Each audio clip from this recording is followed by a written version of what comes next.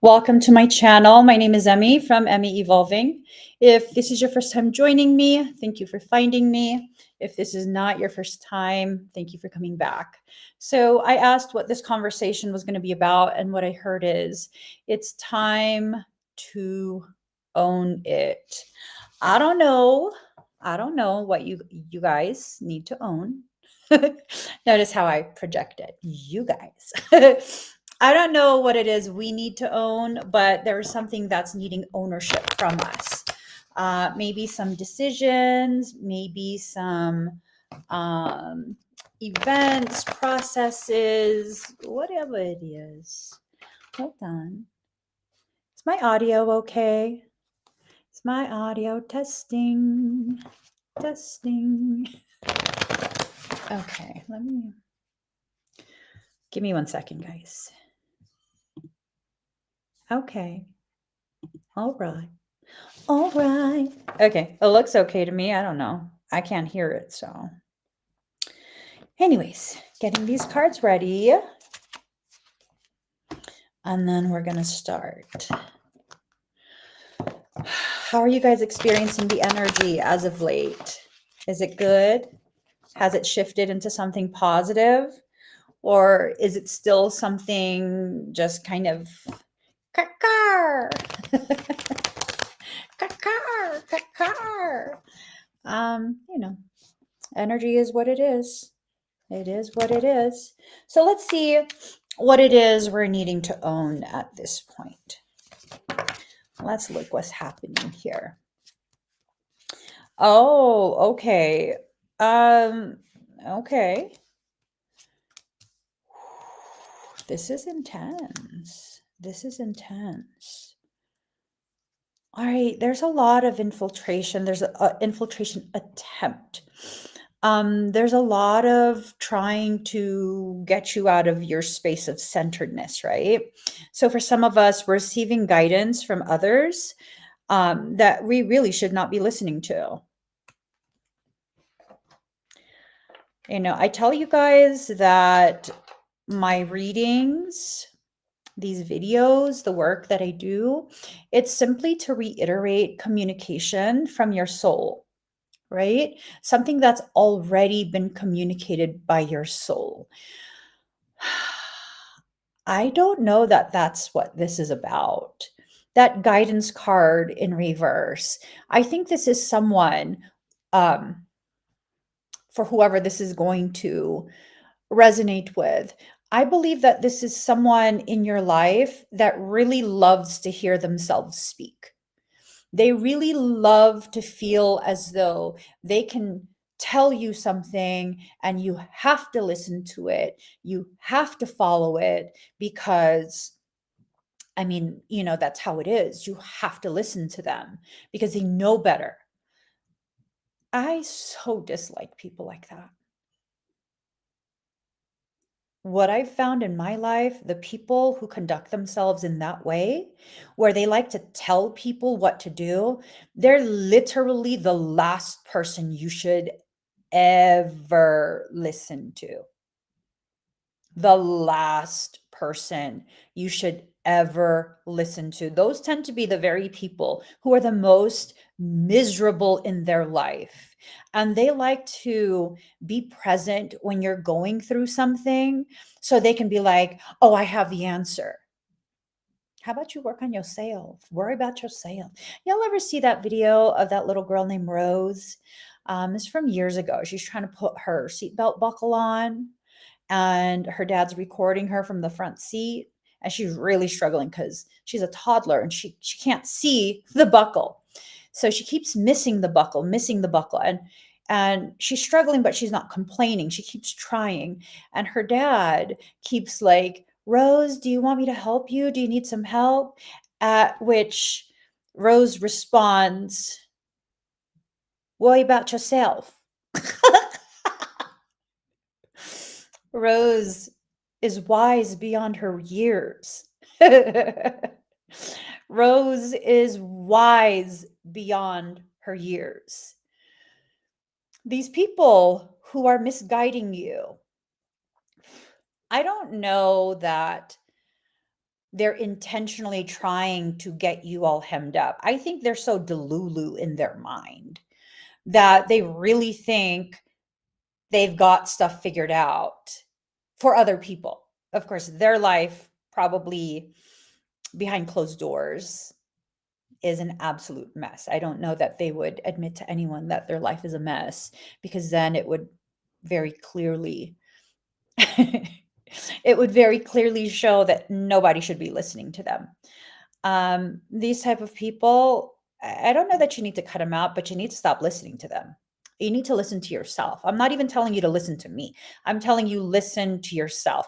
And those people, they've learned that to give their words more credence, um, they're going to say that, but their expectation is for you to listen to them. Like, oh, you don't have to listen to me, but you do, but I'm not going to say that. I'm going to say the opposite so that you think I'm on your side and, I'm looking out for you. I'm just looking out for you. That's what they love to say. That's what those people love to say. I'm just looking out for you. Um, yeah, yeah. I don't know that I've ever said that. I don't know that you will ever find a recording where you hear me saying that to someone. I'm just looking out for you. I will tell you, okay, so I might be wrong, but this is what I'm getting, and I hope it doesn't offend you. And this is just my opinion. You're not meant to just accept it blindly. You got to make your own decisions. But if you're asking for my opinion, which that's all it is, my opinion, this is what it is. So for some of you, you're going to struggle to cleanse yourself of this type of individual because a precedence has already been set where this type of individual has been given free reign over your life, to control your life, to tell you where to live, to tell you what to do, tell you who you should and should not talk to.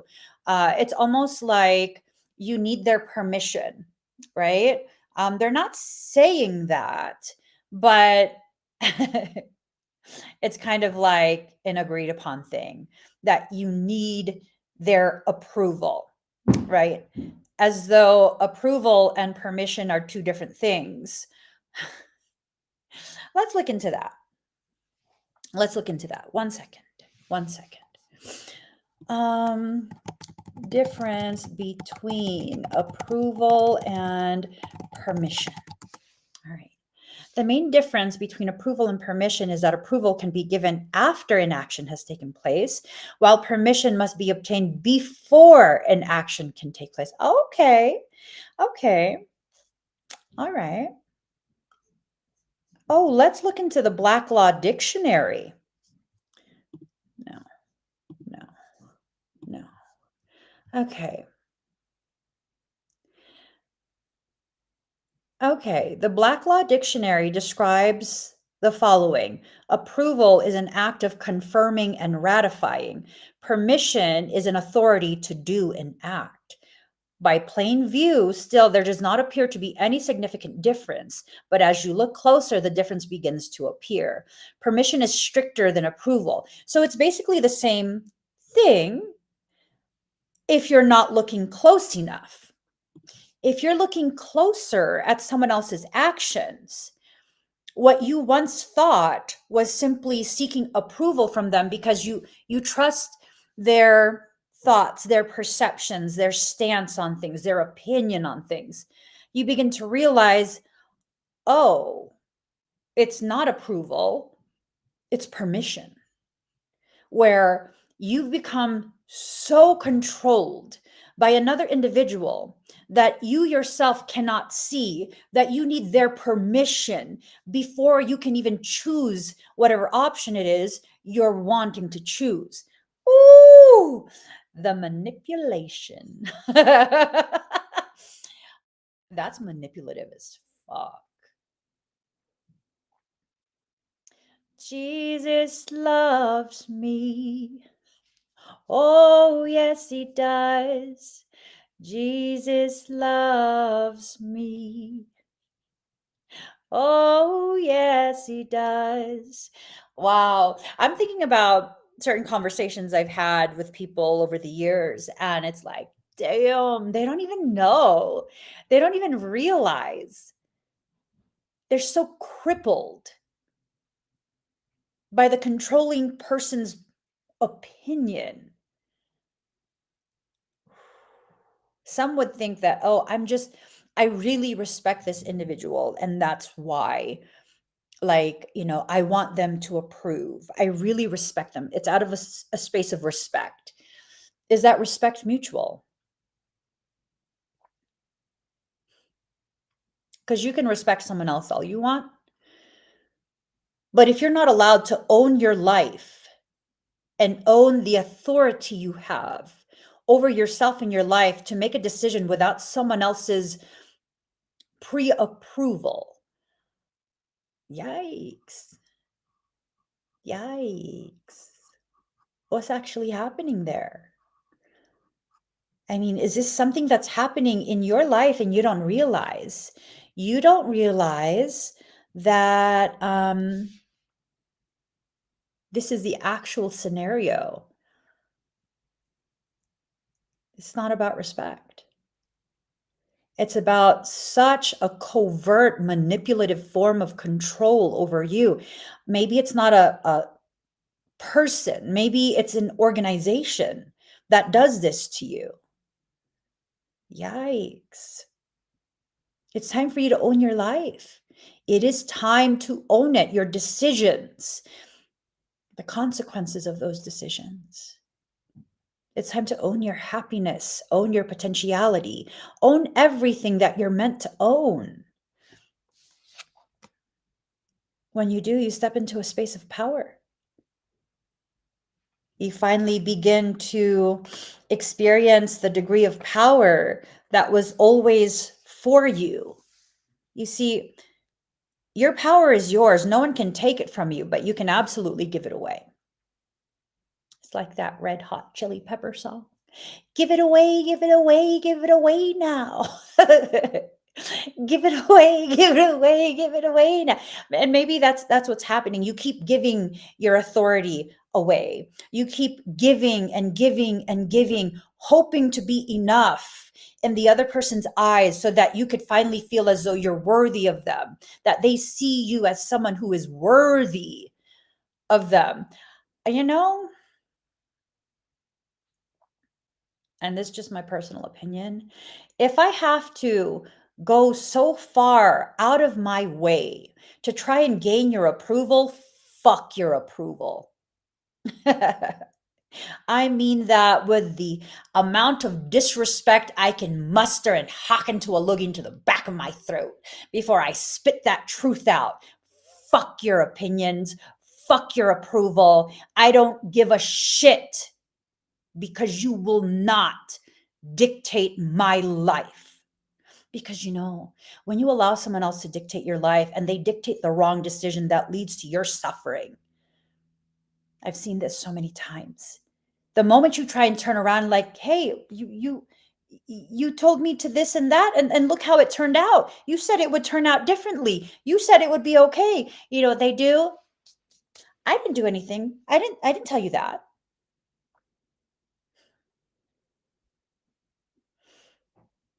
Yep. I once was dealing with a lawyer who really had no integrity, right? This was years ago. And she was advising me on a real estate matter. It was a tenancy issue, and she was advising me. And then that circumstance kind of became like a powder keg. And it just fucking exploded based on her advice. And then she always wanted to just speak on the phone. And when it exploded, and then she began denying, like, I didn't say that. You know what I started doing? Because I had to continue with her for a little bit longer.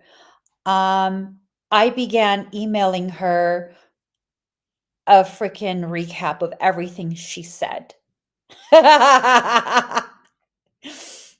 Yes. Yeah. As soon as the phone conversation finished, I would then email her, hey, I would like to just recap from our verbal conversation that began at whatever time on this specific date. You told me this, and this, and I just want to make sure that I have a clear understanding. No need to respond unless there's something I misunderstood in your verbal communication. Her ass excused herself from that case. And you know what ended up happening? I'm not a lawyer. I'm not. No, I'm not interested. But what I did was I began researching some tenancy laws. And it's not even by technicality. The reality of the situation that I was in, I was being forced into a DV circumstance. I was having my right to private, quiet, exclusive enjoyment of the property violated. And the behaviors that were documented and witnessed by multiple people was, in fact, criminal in nature, which then makes me a DV victim. And I found the appropriate laws. And I went to a different lawyer and I asked point blank, this is a situation. These are all the details. Does this law apply to me? At which point they said yes. Yes, if you have these other documents in place, yes, you can use that. All right, let me get those documents. Legally obtain those documents. No fictitious anything. And I went ahead and corrected the circumstance that I was forced into.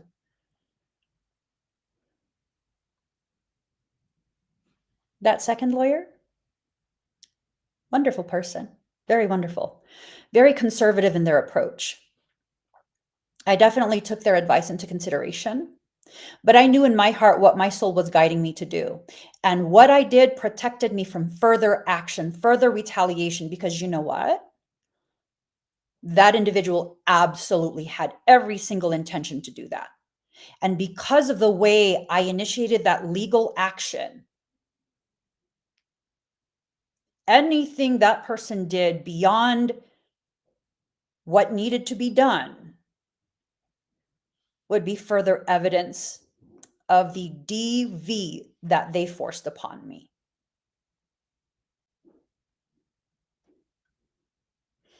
I don't think any lawyer would have stopped to think about the reality of what was going on.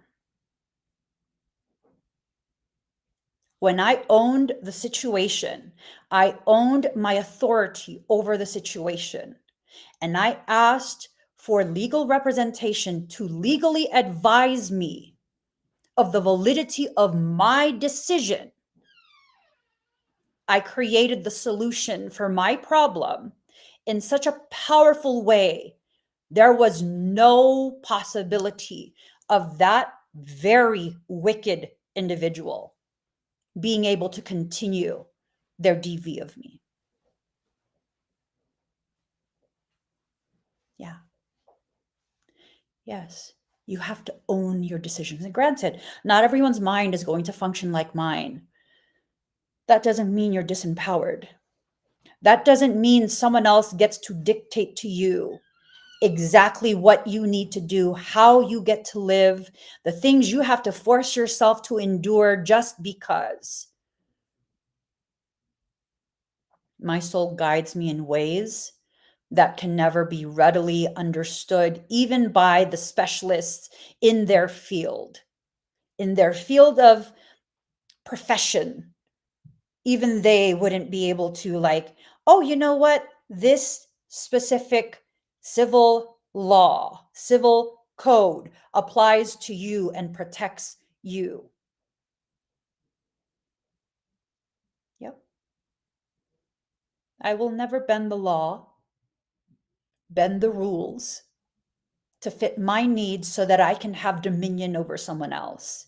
but I will absolutely dig for the perfect solution for whatever problem I am facing while staying within the parameters set for everyone. There is nothing manipulative or immoral about that.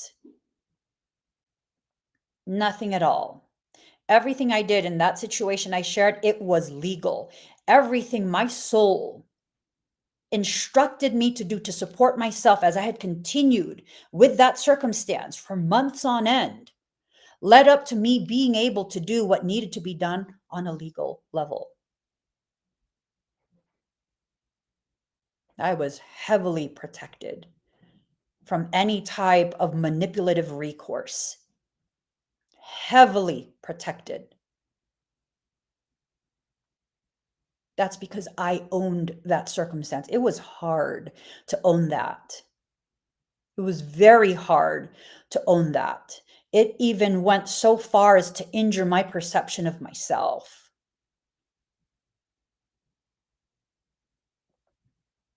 I began to develop agoraphobia. Yup. It was bad. But it was also very powerful. It was very, very powerful for me to see that even in a fractured state, even though I felt like I was being broken apart and no one understood and no one could protect me,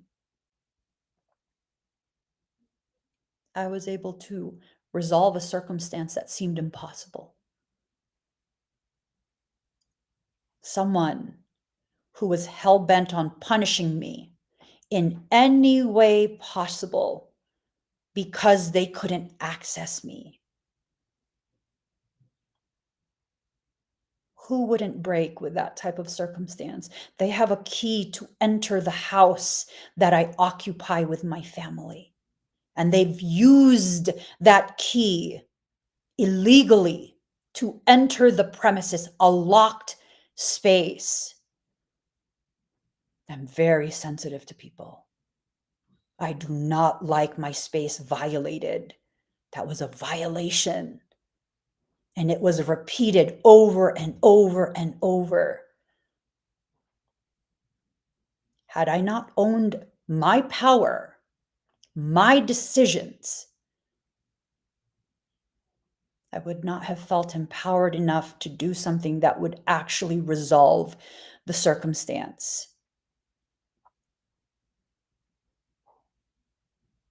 I was advised by multiple people, just let him in. No, he was in last week and the other day and the week before that. No, I'm done. I'm done. When you're done, you got to take action like you're done. And no, it wasn't easy to do that. It wasn't easy to make the decisions because there was this ever looming threat of this is going to make it worse. You're going to make him mad. He's going to do more. Which he did. He did. He did. Yeah. But I know in my heart, I'm very protected. Anything I experience is something that's necessary to experience so that I can further blossom in my understanding of myself, my power, and my authority over my life. No one else is, not even my children. My children are autonomous. My husband is autonomous. It is not my place to dictate and own them until my non-adult children, my minor children, are adults. Yes, I'm responsible for them. But I will never do things that will dominate them and disregard their autonomy. It's very important to me. Very, very important to me that people's autonomy and sovereignty is always left intact. This is how I am across the board for my entire life, whether it's work, personal, it does not matter. You need to be autonomous from the people, the organizations, the groups, the communities that try and dictate to you who you should be, how you should conduct yourself, the words you are to use, and that you should be ashamed. You should feel guilty if you don't fit into the mold they told you you have to shove yourself into. I don't think so. Let's ground the reality into your soil. Let's put these seeds of change into your soil so we can begin correcting this upside down notion that other people are the ones who have the power to create opportunity and resolution for you, and that you're left disempowered because what? Because you're not an authority over yourself. You're not what? You're not specialized in your life. Let me tell you, even if you were, and I'm not against getting help, mental assistance from a licensed mental health professional. If you need that, go get the assistance, get the help. Okay. But here's the thing, keep this in mind.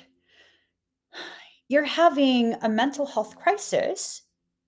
You go to a professional, you speak to them for 15 minutes. They tell you you're this, and this. They don't take into consideration all these other things that you would never share with someone else that would give them a better idea of the person you actually are.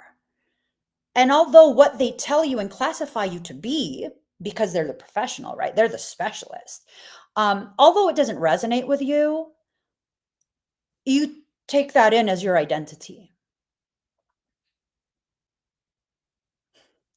They don't even know you. I don't know you. You know you. You are the only being in creation that has been present for every single event of your life, in this life, in previous lives, everything. You are the only one. I would say you're the only specialized professional when it comes to understanding yourself, when it comes to knowing you.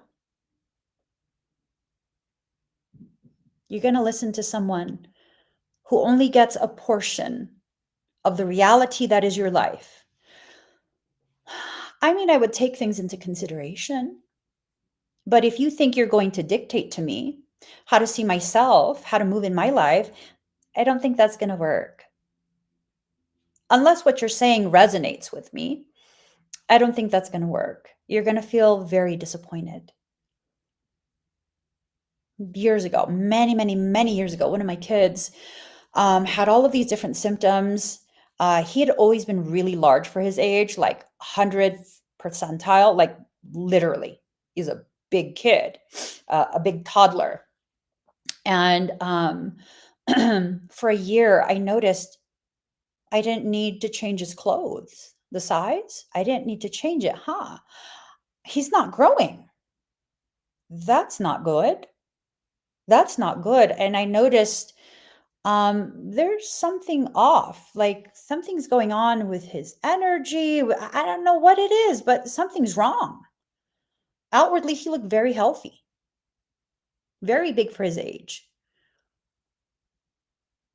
And then I began to read and research and look up symptoms.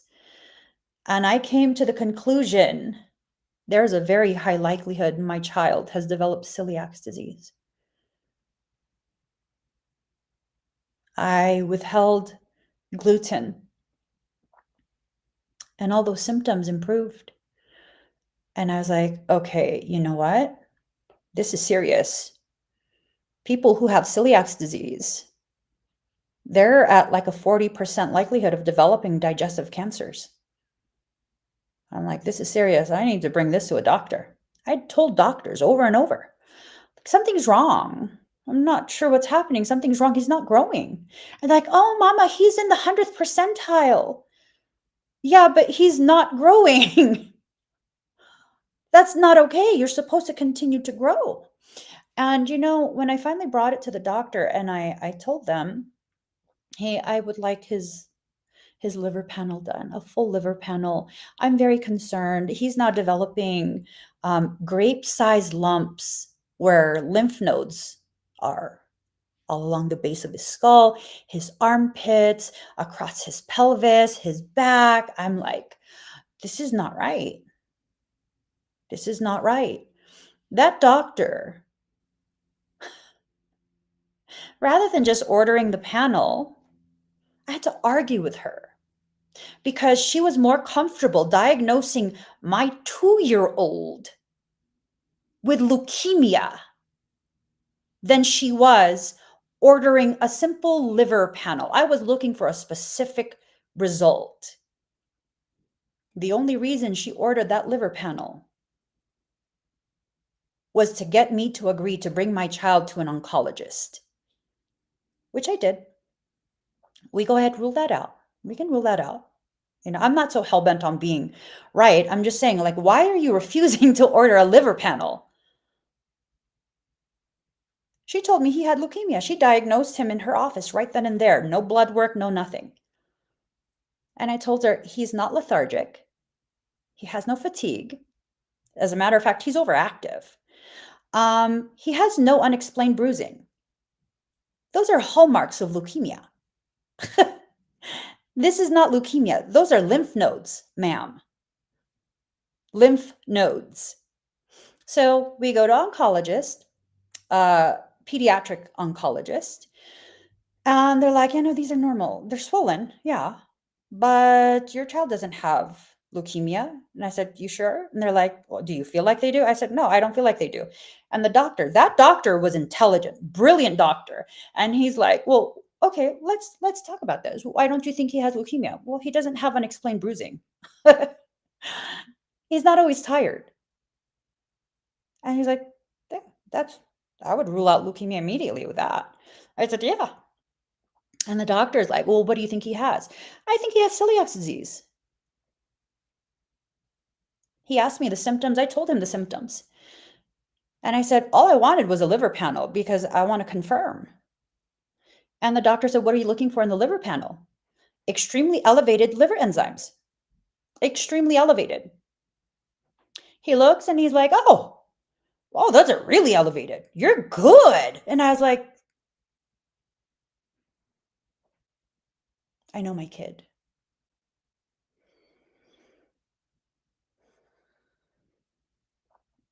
I literally spend all day. At that point, it was nothing but my children all day. From the time I wake up till the time I go to sleep, my entire existence is wrapped around my children. I make all their food from scratch. I make the fucking flour from scratch. I grind my own flour. Don't tell me you know more about a kid you just met versus a person whose entire existence, 24 hours a day, literally, is wrapped up in their existence. I wake up in the middle of the night if I notice my child is not breathing with a normal rhythm. I'm one of those moms. Mhm. When you think that just because someone is a specialist in their specialized field of study, and therefore they know you better than you know yourself, yikes.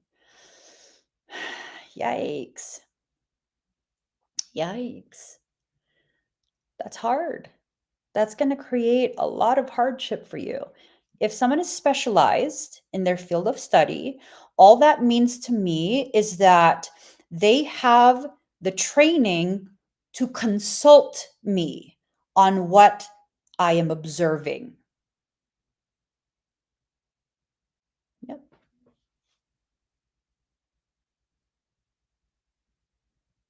You have that type of authority over yourself and your life. For far too long and far too many generations, we've given our power away to specific individuals in our personal life, specific types of professionals, all kind of different places. You give your power away left and right, all kind of places, right? I always have an appreciation for professionals who listen to you and then they consult.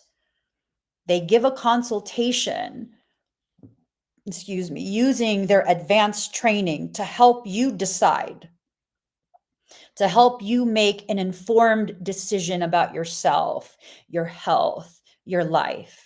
I don't know everything. I didn't go to school for that. But I do go to professionals who did go to school for that and are licensed in that. And I ask them the questions. If you're not going to listen to me and my concern, there's no reason for me to involve you because you're not dictating to me. I am consulting with you. You are providing me information so I can make an informed decision. That's how you have to live your life. That's how you should live your life. Because really, you're the only one that's going to be stuck with the outcome. You know, that pediatrician, I asked, how do we completely diagnose celiac disease? They're like, well, we can do a biopsy because this was so long ago. They really didn't know much about celiac disease. They don't know anything about leaky gut. There was no established protocol to even diagnose. There was no diagnosis. I asked her how, and she said, we would need to send you to gastro, and then you would need to have your child get biopsied. They would cut out a small piece of their small intestine and biopsy that. And then we would go from there. And I was like, okay, so how does that process work? And she tells me it's about like a 60% accuracy. And I was like, 60%?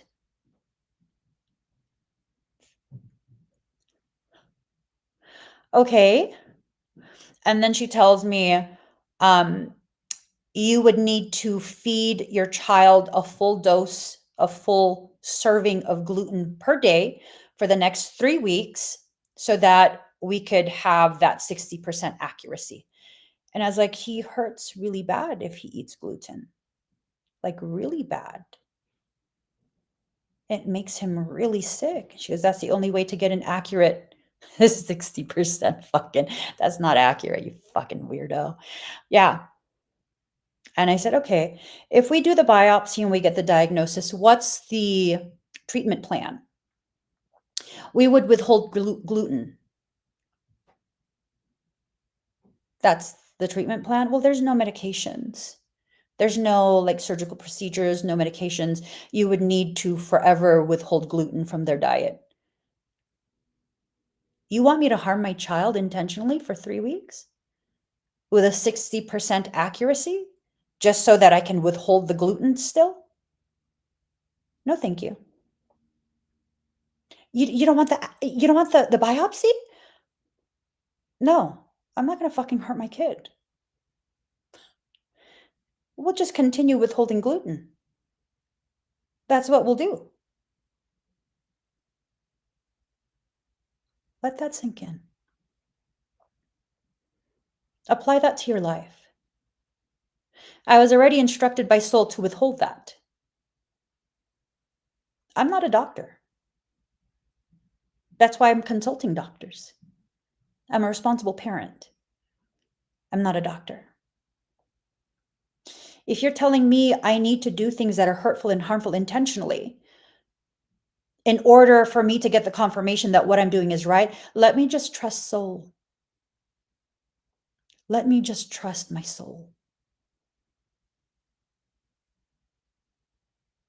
And that was the same doctor that was much more comfortable diagnosing my child with leukemia than to simply order a liver panel to rule out celiac disease. Right?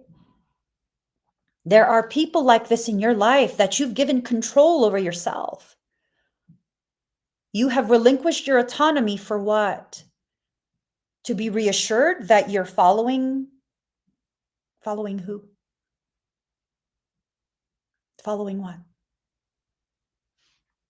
I think a lot of our fear stems from the fact that we're afraid to take responsibility for the outcome of our decisions.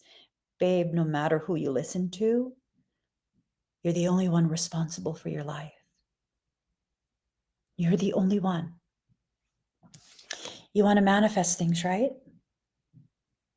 You can't do that so long as you stay within this circle of protection that you think you have because someone else is making the decisions for you. The only thing you're protecting yourself from is the truth of your expansion and your needs. You see, you're not actually needing protection. What you're needing is a return of your authority over yourself. That's what you're needing. Woo! All right. Receiving. You need to allow yourself to receive the instructions from soul. Conscious connections. You're listening to people who aren't even connected between the self and the soul, between themselves. They're not connected. They don't listen to their soul. They listen to their ego. People like that hate me. They hate me. They see me as a competition. Yeah. I once had a gal, she's not an influencer or anything like that. It's just some random private citizen who was livid with me. Never had a session with me, never spoke to them. They just popped up on a live stream one day, several years ago. And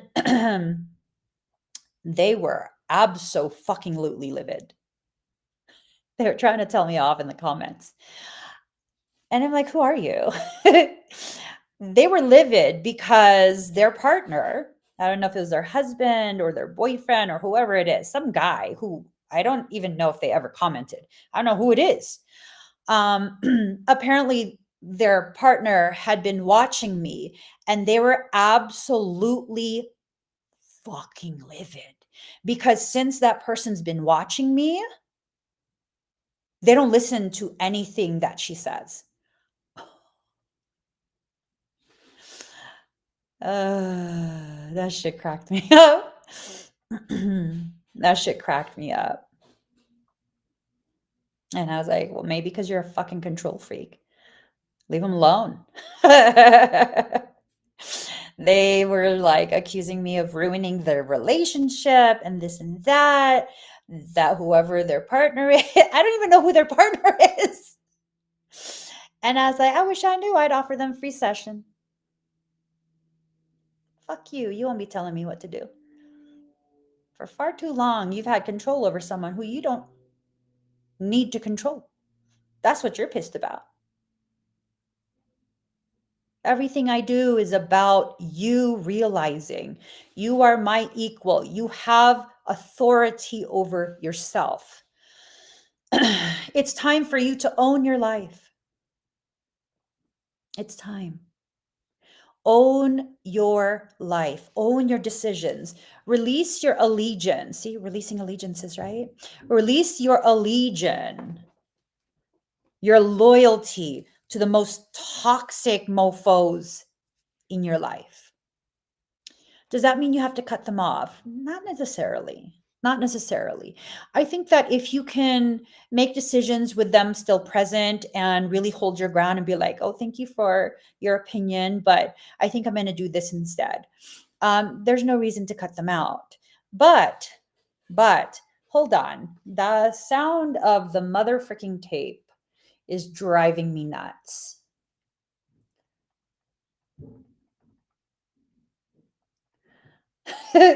My ADHD cannot take certain sounds. Okay. So,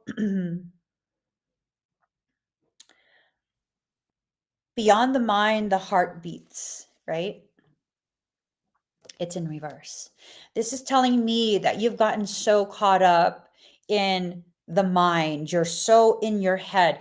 If you're super in your head, there's a elevated likelihood of developing sinus infections, headaches, things like that. So if those are things that you struggle with, you're probably too much in your head and you need to you need to just be more present in the body. more present in the moment, right? Against the grain.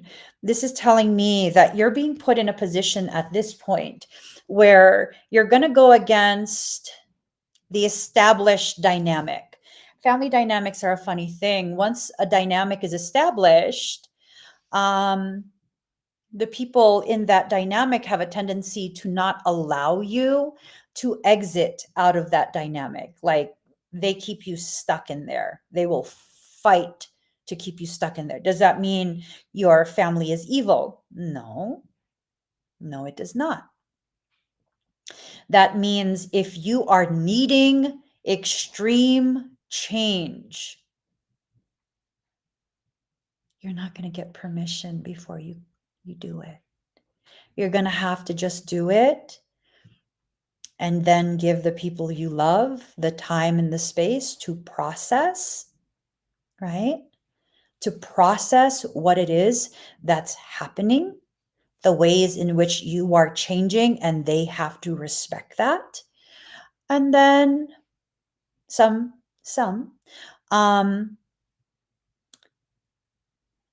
will accept it. Some will be so angry that their ability to control you, their ability to access you and dictate to you has been taken away, that they will never forgive you. You don't need forgiveness. I tell you right now, creation will absolve you of the sin of changing and growing. Everything in creation changes. It's only a matter of time. I've said before, the only thing guaranteed in life, the only thing guaranteed in creation is change. If you're afraid of changing, you know what I say to myself? What's caused me to be able to embrace change for any difficult circumstance? The more elevated the difficulty and adversity, the more I must remind myself this. May I forever be changed by what I'm living through in such a way that I will never allow it again. May I be changed in the ways I need to be changed, so I never have to experience this depth of struggle and suffering ever again. May I be changed with grace and compassion for self. May I be gentle with myself as I am changed by what I am living through.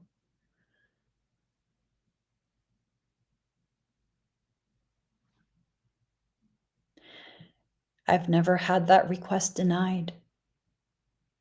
Every time I go through something, it forever changes me in the way I must be shifted in order to never allow that again. Life is beautiful. It gives you everything you need to safely shift within the space that is your auric field. You don't have to change, because really, it's not that you're being changed. It's that you're shifting and you're positioning within your life. It's time you own it. Own the shift. Own it. Own the return of your softness and grace. Own everything life is presenting to you in this moment, and especially the moments you didn't have the courage to own the things life was offering then. You can own it now. You can. It's okay to. Shock of the new. What are we being shocked by? The realization that you're not actually changing. You're simply shifting in the way you see yourself and the way you move within your life and your circumstance. In the world, not of the world. It's in reverse. So this tells me you've forgotten just how motherfucking magical you are. You have forgotten That's okay. You don't have to be angry with yourself. Hey, sometimes we forget. It is what it is. But now you're being reminded. And the fact that you're being reminded tells me it's something very, very important. Don't be afraid of whoever this is, whatever this is. Don't be afraid of their absence in your life. You will never get sure footing so long as you continue to allow the mudslingers to keep slinging mud. Mud is very slippery. It's not dirty. It's not. But nor is it something that's going to allow you to have sure footing. Cut those people out. They don't live in your core. At least they shouldn't. If you see yourself in such a horrible way, maybe it's because you gave tenancy to people who were toxic and hateful of you to begin with. You let them live in your core, tainting the way you see yourself. Hey, I don't see myself as perfect. I see myself as perfectly suited for the life I live, because the life I live is the very way that soul teaches me about myself, my purpose, my potential. I'm not trying to be perfect. These people, I've heard people who are hateful of me over the years telling other people, and I'm just like, why are you telling me this? They tell other people, like, oh, Emmy thinks she's perfect. No, no, honey. You see me as perfect. You see me as everything you want to be. You're not me. And I for sure as hell ain't you. I'm just going to keep living my life. It don't matter if people see me as perfect or imperfect or any of that. What matters is how you see yourself. I see myself as perfectly calibrated for the things I need to learn. And because I see myself as that, I know there will be low points, there will be high points. All of that is nothing but a beautiful dance to the song of my heart. And it is through the heart that you hear the language of the soul. So everything is as it should be. I will always be in a state of change, meaning shifting. I will always be shifting in the way I see myself, hold myself. And that's okay. That's okay. Trying to prevent the shifts is like trying to prevent the waves and the movement of the ocean. Do you know what happens to water when it becomes stagnant? Zero movement, zero flow, no ebb, no flow, just stagnant and still. It becomes very toxic. It allows for the bacteria and the viruses, the pathogens to grow. You want to be undisturbed by life? Welcome to a stagnant water state. You know, there's caves that have huge reservoirs of water. They're still water. They're very clear. They look pristine. You can see down to the very bottom. And the researchers that found these waters are like, I would never drink that water. Why? They're usually teeming with extreme bacterias.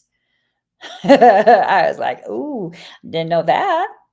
They're like, I would never swim in that. Imagine, you wouldn't even swim in it? What? I would allow no entry of that vile stagnation into my body.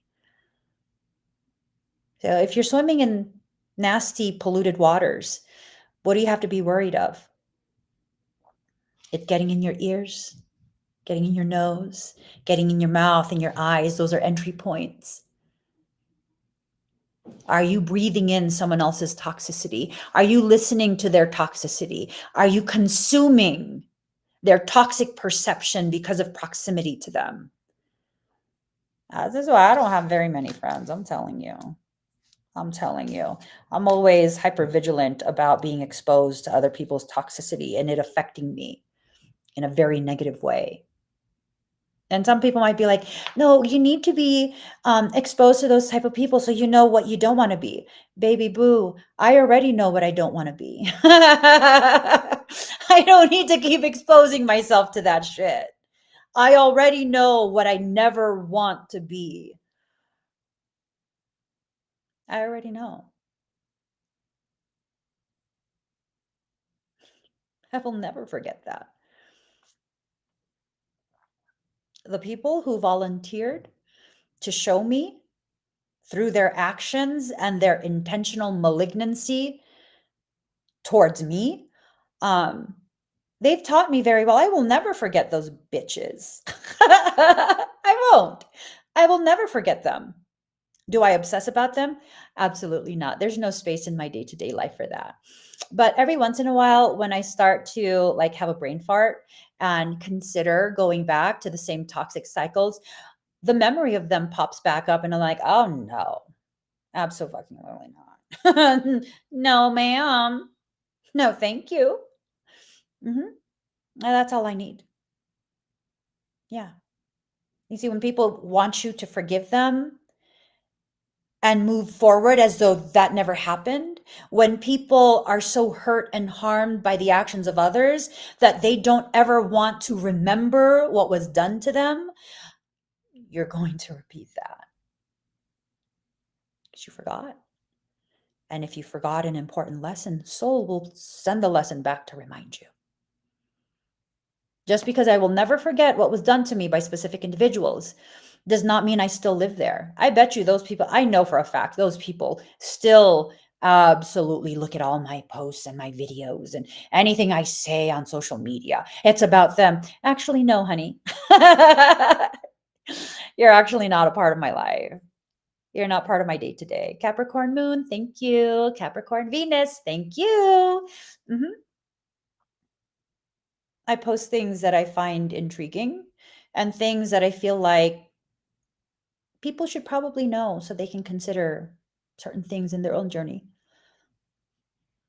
Literally, none of my posts are about specific individuals. Yeah. Just because I remember doesn't mean I hold a grudge. And people will think because you remember, you're holding a grudge. No. Remembering helps to prevent you from repeating the same things. Trying to forget prevents you from shifting. It keeps you locked in that same space. It doesn't allow you to recognize you're fragmenting yourself. It's time for you to become whole. And it creates friction. That friction you feel inside you when you try and forget and move forward by forgetting, that's the heat of movement. Life is trying to shift you into a position where you can better see the very thing you wanted to ignore. It's time for you to own it. It's time for you to own your life, own all your decisions. I promise you, you're not actually a bad person. You're not. So let's put it in this way. When you watch me, do you feel drawn to me? If you feel drawn to me and that's why you watch me, do you feel drawn to me because you're already thinking of the ways in which you can benefit from me? Ways in which you're going to enter into my life and be my bestie and all the benefits of that, how I can promote you and this and that and all the free this, free that. Yeah. Okay. Those people are bad fucking people. They're never around very long. You're drawn to me because there's something about what I say that makes you feel like, wow, she gets it. She gets what I feel and what I've lived through. Wow, I'm not alone in this. I promise you, you're not a bad person. We are mirrors of each other, and it's taken me my entire life to learn this. I'm not a bad person. You see, the bad people never think they're bad. It's always the good people who are so afraid that others will see them in a bad way, and you'll compromise yourself. You'll absolutely deplete yourself. For what? To convince someone who was never interested in seeing the reality of you that you are a real person, worthy of real love? They're incapable, my dear. Don't waste your time. Use all the effort you would have used to convince them, to love on them, to convince them that they should love on you. Love yourself instead. Love yourself. You're guaranteed to get everything you're looking for when you send that love to you. I gotta go. I just saw the time. Please give this video a thumbs up. If you haven't already subscribed, please do subscribe. Turn on that notification bell. Join me when I'm live. I'll see you guys again very soon.